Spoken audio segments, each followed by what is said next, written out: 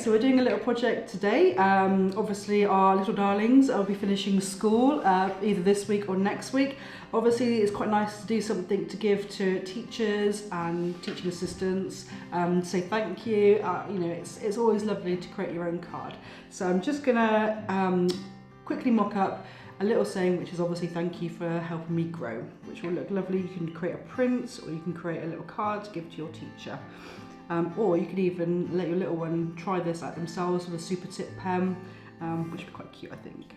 So I'm just going to get a nice bit of HP paper just to mock it up what we're going to do. So, word thank you.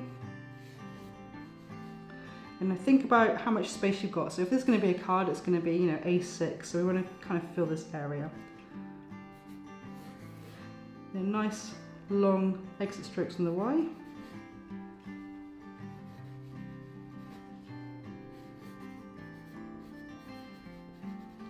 Think about where things are going to go with a little flourish there.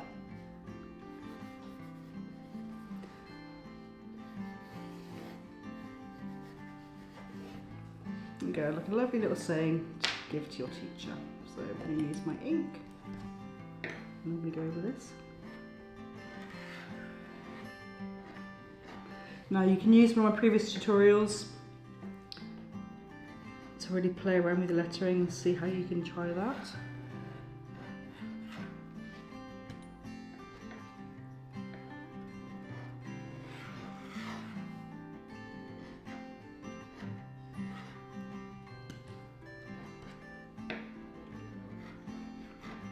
And I always say you don't have to follow those pencil lines, you can make adjustments as you go.